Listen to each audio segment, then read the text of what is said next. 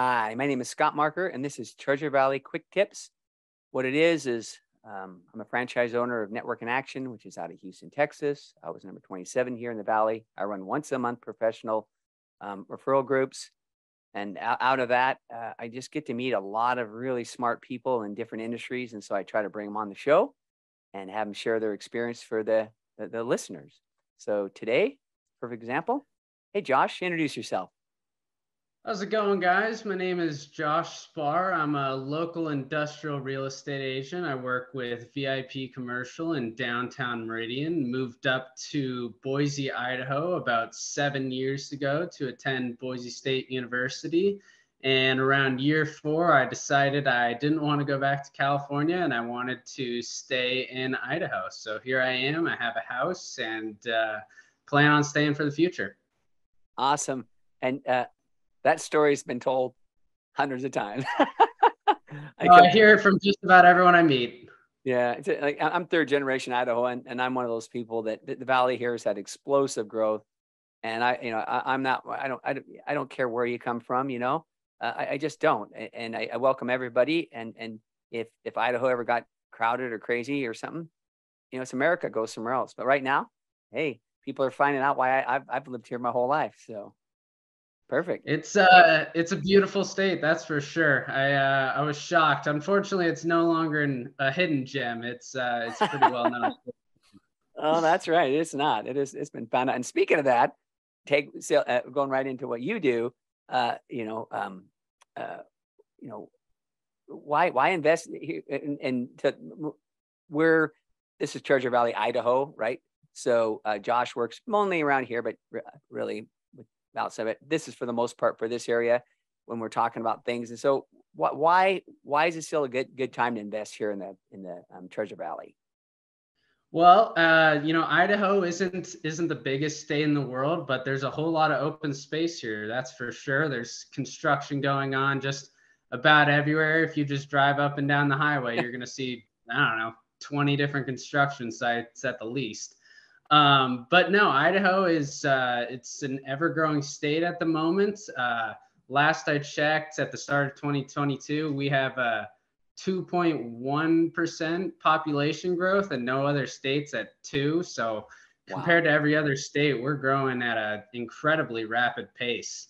And then not to mention that the interest rates have obviously shaken some people, but it's also shaken the sellers. So we're seeing price cuts, at least in the residential market right now. I've been hearing price cuts of up to $100,000, and they're still staying on the market right now. And as far as commercial goes, we're definitely seeing price cuts just about everywhere. On buildings, we're seeing price cuts as far as, I don't know, $200,000, $300,000. And then on a couple parcels of land, I've seen large parcels of land drop close to $500,000 in some spaces. So it's an interesting time. Oh, that is, it's, I've heard for, years, last 4 years, at least here, that we have hockey stick growth. And every year everyone goes, this cannot continue. Prices are going through the roof. We're leading the nation on costs on everything, housing.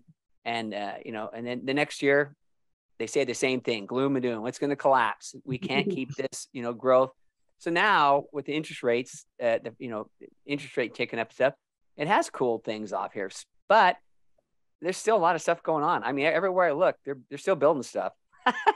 No, but it hasn't slowed anything down for sure. That's without question. I mean, obviously there's some people having to readjust their market, and that's for sure. But it hasn't slowed anything down, especially in Nampa and Caldwell specifically for industrial. Oh. There's millions of square feet going in, and they don't even think it's going to be enough. Wow. And that's something, I think you mentioned it, but I want to bring up again, is that you'll do any type of commercial real estate, right? But one area you're focused on and trying to, continually get the expertise in is the industrial space. So explain. I live in Nampa, actually. And so explain to me, what does that mean? What does industrial space mean?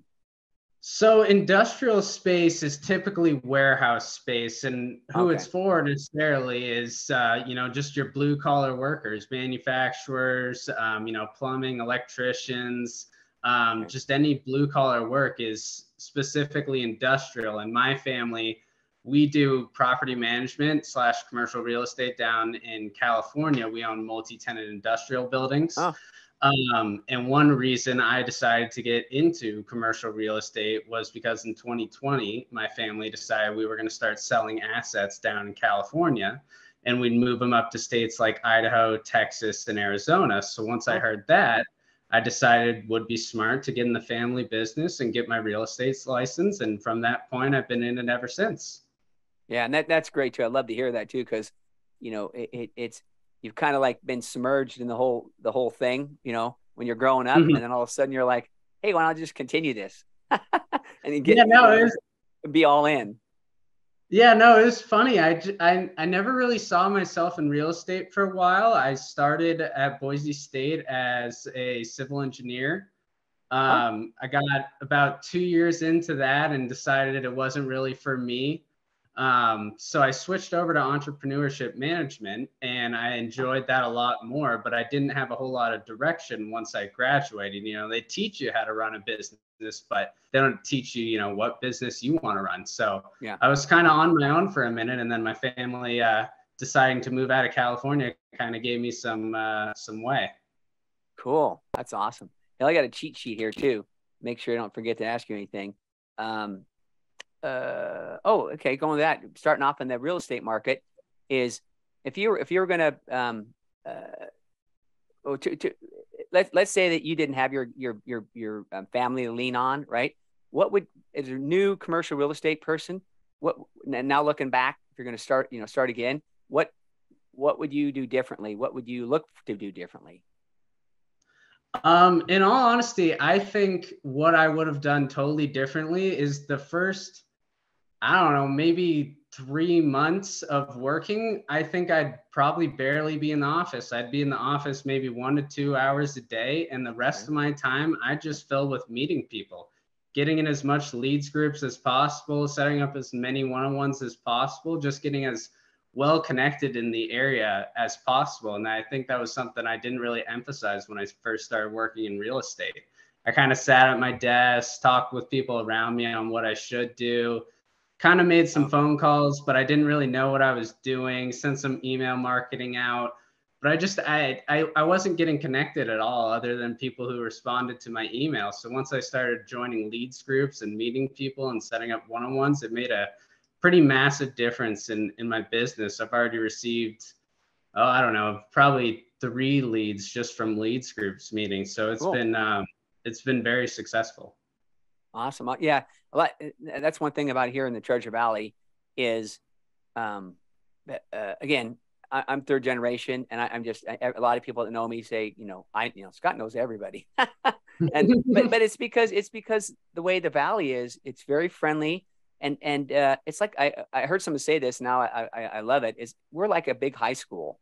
You might not know everybody, but you see people. But it only takes about one person, and you're connect. That, oh, Josh too. So that's one good thing here is people are friendly, and it's easy to connect, and there's not very much. I mean, it's weird how there's not that many, 7 degrees of separation. I think here in that area, it's one or two. So what's been your Mhm. experience? I would agree with you. I've even reached out to agents at other companies to ask what they're doing, and I've had nothing but successful responses. People Oh, willing to great. set up one-on-ones to explain what they've been doing. So truly, I would say everyone in the valley is just very friendly. I go out door knocking because I prefer door knocking over cold calling. I just like to meet people face to face rather than talking over cell phone. Right. And obviously people have the opportunity to tell me to, screw off or whatever, but they're always very friendly. It's always just like, oh, thanks for stopping by, but we're not interested at the moment. Everyone's very friendly. So who you out trying to talk to when you go out and you Um, knock on a door? so when I go out to a door, I typically when I go door knocking, I typically look for buildings that are a little bit more run down, or if their yard space is starting to overflow. That's what I'm typically looking for in an industrial space. You know, someone who is been there for a while, maybe needs to shake things up, get a new building, a new image, or they've started to get so successful that their inventory is outgrowing their space. Cool. That makes sense. And like I said, here in the Canyon County area, there tends to be a lot, especially on Caldwell. I'm trying to close my eyes and think. Is Caldwell? There's just over the years, there's been a lot of manufacturing down by the railroads and stuff like that. Is that still a hot spot? I mean, here in Nampa, where are the big growth spots in Nampa in commercial real estate? So Nampa, over by Karcher and Elder Street, that entire area is just booming with industrial. If you go drive down those two streets in that general area, it is industrial every which way you look. You have to go outside of like the square of industrial to even get to like a restaurant or something for lunch. It's all industrial. Wow. And then what about Caldwell? What's a big so spot? Caldwell is, I actually learned this recently, but Caldwell is quite spread out as a city. It's actually quite a large city compared to most in the area. So Caldwell is quite spread out, but they're trying to get significant more amounts of industrial. They're creating jobs at a rapid pace. The mayor of Caldwell is very pro jobs. So they are putting in industrial just about every which way possible. So there isn't any specific area in Caldwell at the moment. It's quite spread out, but it's all going to be going in. Yeah, like I said, when I growing up here, I think about a lot of the industrial down, like I said, down there, the railroad tracks is where I say is that I mean the kit manufacturing was down there for years. Just a whole bunch of warehouse spaces and manufacturing spaces and stuff that just seemed to be kind of the place to go. But now living in Nampa, you're right. There are some, and we got the Amazon moved here. You know what I mean? It's huge. I mean, it's just like you said, the little secret little place. We're not a secret anymore, folks. I mean, we have all different types of big businesses moving here. We got Meta moving into Kuna, 800,000 square feet. Yep. Formerly known as Facebook. Yeah. So we have a lot of big stuff going on. And you're right about this even we have a lot of space. I mean, we just have a lot of space, you know what I mean? And so even though we kind of look around things, there's still a lot of space. And some people, for good or bad, will say, well, we're going to put the farmers out and stuff, but it's just, as things move along, they'll move out further out, or have to, if the manufacturing comes in. So I don't know. Do you see, that's another side thing. Do you see any trends, or have you heard of any trends about like farmers just going, hey, I'm not going to turn this over to my family. I'm going to sell it to Amazon and retire. We're definitely seeing some more farmers selling. That's for sure, especially in Caldwell that I know of. That land is being turned over into industrial land, industrial zone land. And so there is some more farmers selling, but frankly, it's just whether you want to do it now or later. The Ada and Canyon County are growing at an ever expanding rate. So there's going to be businesses coming in. But one nice thing for the farmers is the rest of Idaho, for the most part, is wide open. Yeah. So, if you're not here, there's everywhere else in Idaho to be. So that is a nice benefit to it. Yeah, there's a lot. You just got it's like anything. It's just like housing, it's super expensive in one area. What do people do? I mean, you move a city out or two cities out, and that's going to be kind of the way the farming, and we just keep growing. So that's, like I said, it's just, I try to be on the positive side of things. Everyone moving here, and for the most part, most people I know are like me too. We just don't have a lot of people here. They're like, oh, I don't like everybody coming in. They're like, they just seem very welcoming. Right. And for the most part, right, you're either going to have a bunch of people pouring in your state, a lot of money, or you're going to have people leaving your state, not as many jobs, not as much money, right? So I'd rather put up with some traffic than see everybody leaving the and businesses leaving your state, because they're the things that are going to the new families and the businesses are going to help drive the growth in the area and bring money in. Yeah, no, it's just, would you rather be growing or dying? If you stand still, you're dying. Yeah, it's true. Let me make sure here. Here's one. Yeah, I want to make sure I ask you about is what, I mean, when it comes to investing, okay, like me, that's why I brought you on here. I'm kind of on the outside looking in. I talk about people on the residential side all the time.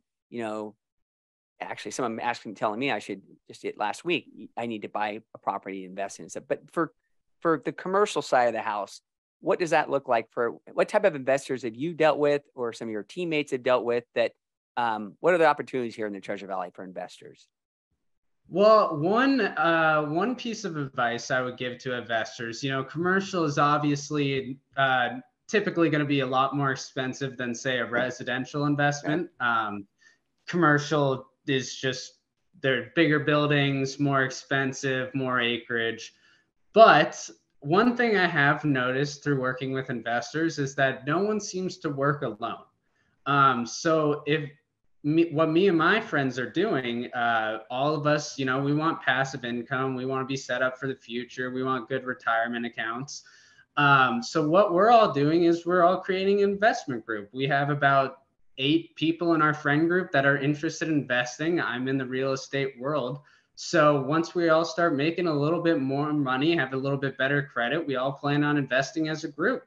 And once we make enough money from that, you could either invest more with the group or you could go off to yourself. But I've noticed that group investments seem to be the way to go as far as commercial. It just takes a lot more pressure off one individual compared to as a whole group, where everyone is business focused and everyone has an agreement on what they're doing. Yeah. And now you mention it, I've heard of that too, where maybe two, they'll say, there'll be a news flash or something that someone's coming here, or someone's just going to buy something. And a lot of times it's multiple, entities that are actually buying the thing. It isn't just one person. It's 2 different companies, or like you said, multiple people coming in to try to, they're trying to buy it and, invest in the commercial property space. It's commercial, especially starting out, if you weren't born into wealth, it would be very, very hard for one individual to take on the price of a commercial property. If you could find a bunch of people that are business centric that you would be willing to invest in, not only do you now have business partners, you also now have their connections. Yeah. So it's just working out for everyone. You get more connections, you get business partners, you get people who are business centric. It's a good people to surround yourself with.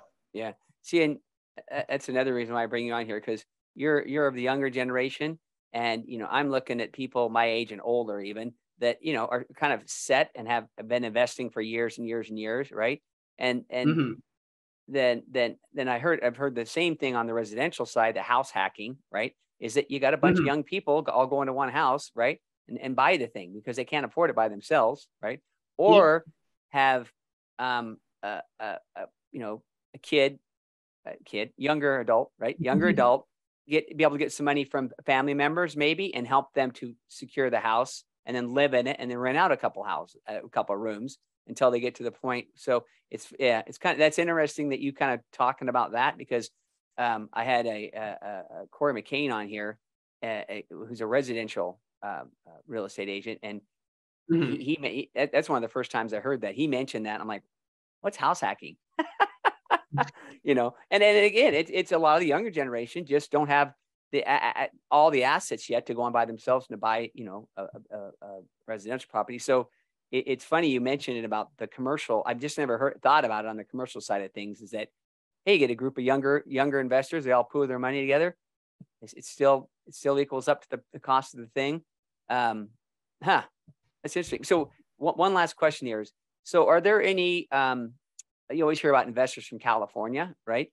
Do you ever get anybody reaching out to you from California looking to not move here, but not until they visit a few times, but to basically buy stuff from California that looking into Idaho? Because our prices Oh are yeah. still relatively cheap. Oh yeah, no, that is definitely popular. Obviously, I have my family that's doing it, and I've Right. talked with a couple other investors, but just from real estate agents that I've talked to throughout the area, I mean, half their buyers are from California. It's Oh, very popular, especially with the state taxes compared to California taxes. yeah. There are quite a lot of people that are living in California and investing in Idaho. That is, we're getting a whole lot of investors from out of state. That has become quite popular. Yeah, I've for the residential side, I've heard that too, and then also now more the commercial side too. So anyway, this has been great. Josh, if anybody wanted to reach out to you, what'd be the best way to get a hold of you? So my phone number is 208-713-8863, and that is the best way to get a hold of me. Okay. If I don't pick up immediately, please leave a message, and I'll reach you as soon as possible. Perfect. And I'll put all your information in the show notes too. So, hey, thanks again, Josh, for being on. Great to hear about. Like I said, that's why I bring people like you on, because I'm clueless. I see all the commercial space, but I'm like, this has been very enlightening to me, and I hope it is to the listeners too. So, hey, I appreciate it, Josh. Thanks again. Of course. Thank you, Scott. It was fun.